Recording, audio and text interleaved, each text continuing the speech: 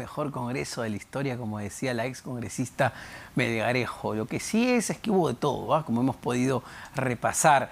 Pero ahora, ¿las cosas han mejorado o han empeorado en esta relación entre Ejecutivo y el nuevo Parlamento elegido este año? Para hablar de eso, y estamos conectados con la ex congresista Indira Wilca, fue congresista del movimiento Nuevo Perú. ¿Cómo está, señora Wilca?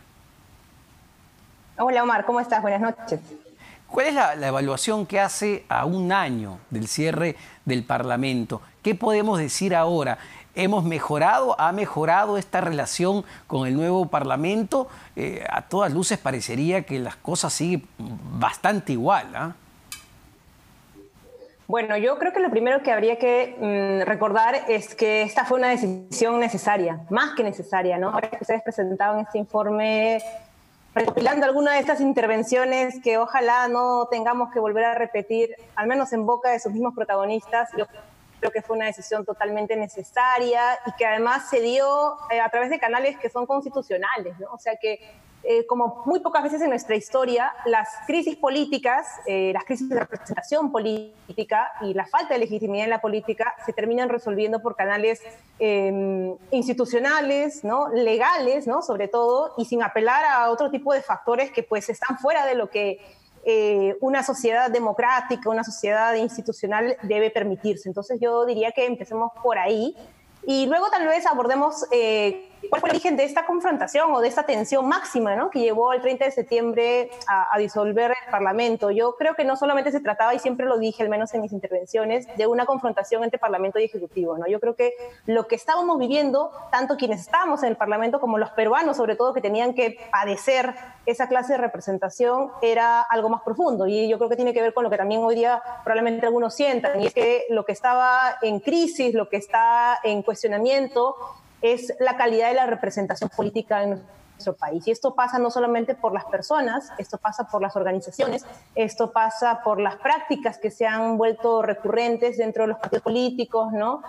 Y acá, bueno, hasta el año pasado, lo que hubo es una conjunción de factores, ¿no? Una mayoría súper empoderada numéricamente, pero que en vez de usar ese número tan fuerte para legislar en favor de los ciudadanos, pues ya sabemos lo que hizo con su mayoría, ¿no? Y llegó a un punto del crédito del Congreso tan fuerte que la gente estaba exigiendo que se diera este mecanismo de disolución constitucional, y yo creo que en parte también hasta ahora ha dañado la imagen del Parlamento. Es cierto que hoy tenemos nuevos protagonistas en el Congreso.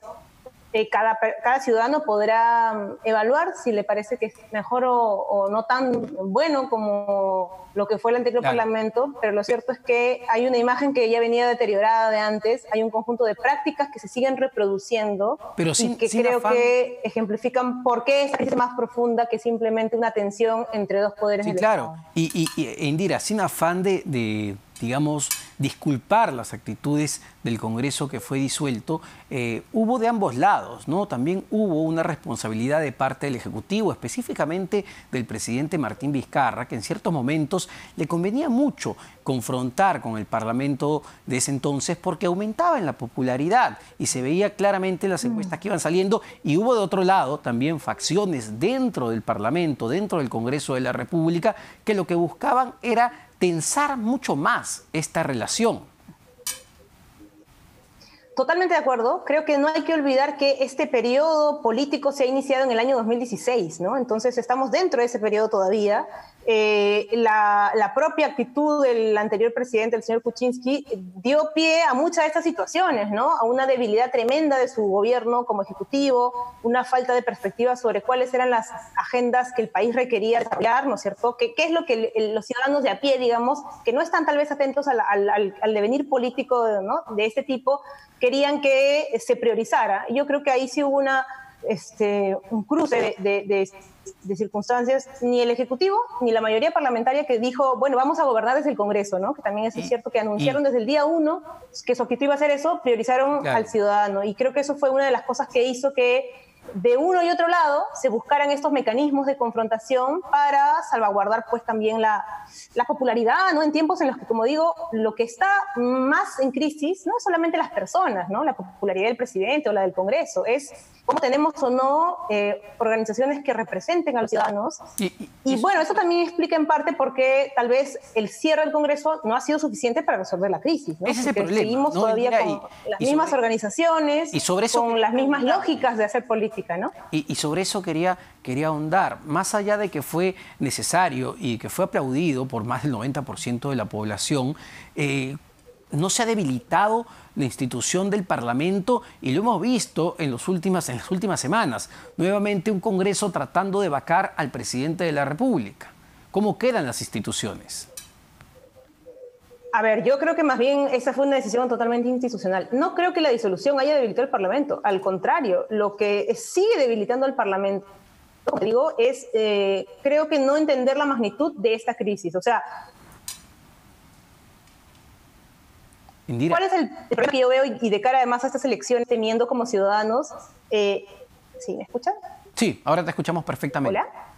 Sí, te escuchamos perfectamente. No, digo que cuál es el tema de fondo es que los ciudadanos tememos, ¿no es cierto?, que las caras pueden cambiar, ¿no es cierto? Las caras van a cambiar probablemente también en esa elección 2021, pero que no están cambiando son las formas de hacer política, ¿no? Las mismas organizaciones, ¿no es cierto?, muchas de las cuales fueron protagonistas de estas confrontaciones, siguen hoy en el Congreso, las mismas organizaciones que avalaron decisiones inconstitucionales o estas lógicas de blindaje también siguen en el Parlamento. Entonces, creo que lo que hay que aprender como conclusión es que no basta cambiar de caras. Lo que necesitamos es cambiar las formas de hacer política, estas dinámicas de representación en el que tenemos parlamentarios que a veces se encierran en su burbuja y creen que escuchar las demandas de los ciudadanos no es suficiente. Y lo mismo para el caso del Ejecutivo, ¿no? Que creo que tampoco habría que subestimar el desempeño que se está teniendo en muchos sentidos errático en este momento de pandemia. Hay dos actores en todo esto, ¿no?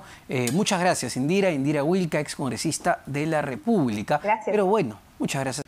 Bueno, sumamente accidentada la crisis que vivíamos, la crisis política que vivíamos en ese entonces. Para analizar lo que fue ese 30 de septiembre y entender lo que tenemos en este momento, estamos también ya conectados con el excongresista de Peruanos por el Cambio, el excongresista Juan Cheput. ¿Cómo está, excongresista? Muy buenas noches, Omar. A tus órdenes.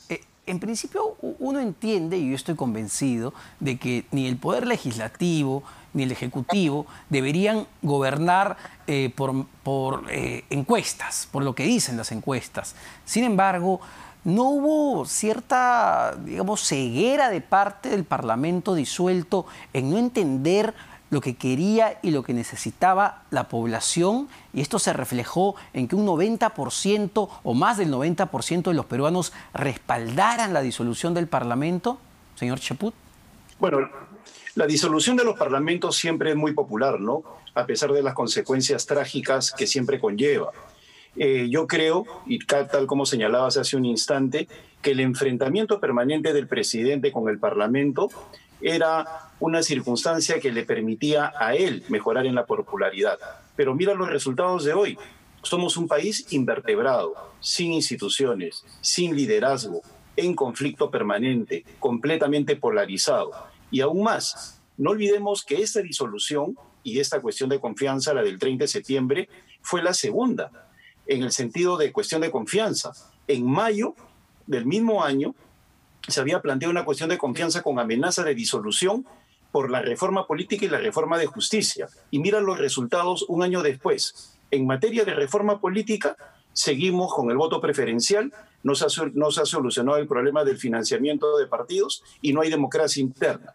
Y en materia de lucha contra la corrupción, ahí vemos lo que está pasando en Palacio de Gobierno. Y en materia de justicia, estamos viendo los problemas que hay con el enfrentamiento entre fiscales. Entonces, ¿sirvió de algo la disolución del Parlamento? No.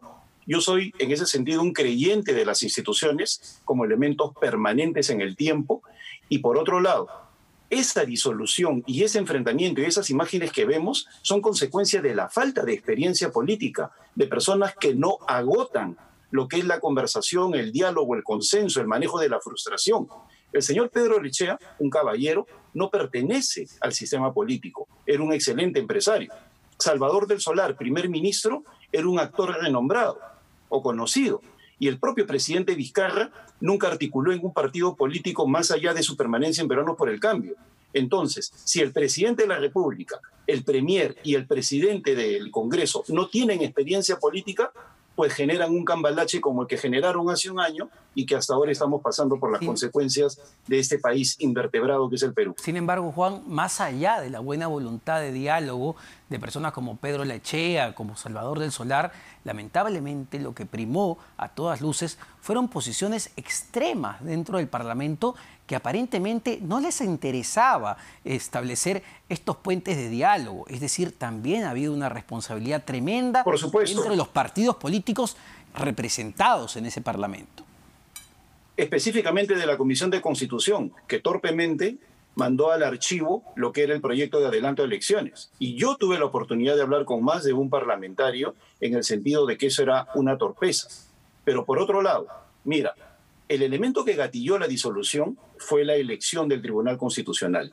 Al día de hoy no hay Tribunal Constitucional, a pesar que el presidente de la República en la práctica ha tenido una hegemonía, un inicio decoroso con el actual Parlamento. Estamos en una situación similar a la de hace un año en términos de resultados. Pero en términos institucionales, yo no tengo ninguna duda que estamos peor. Francis Fukuyama, el gran politólogo de Harvard norteamericano, dice en un artículo reciente, el problema de los países no es de recursos, es un problema de confrontación política y de gestión en relación a la pandemia.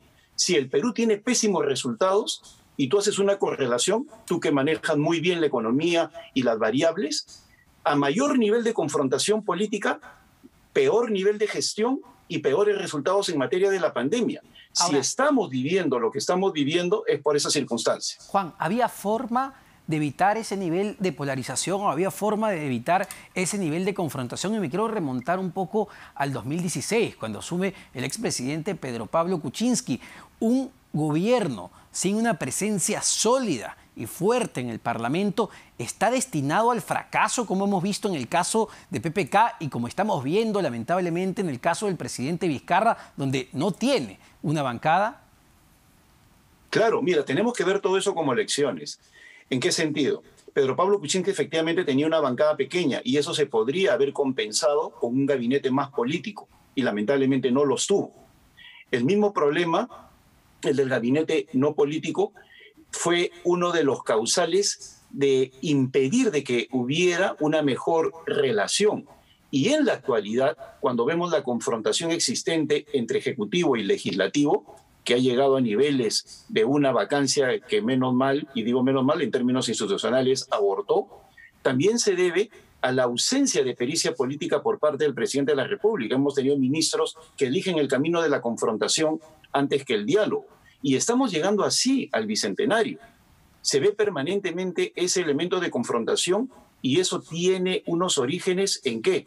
En la ausencia de un sistema de partidos, lo nefasto que es la no reelección, la imposibilidad de contar con políticos de trayectoria y solidez, peso político y sobre todo una desarticulación en materia de objetivos y de construcción de agenda impresionante.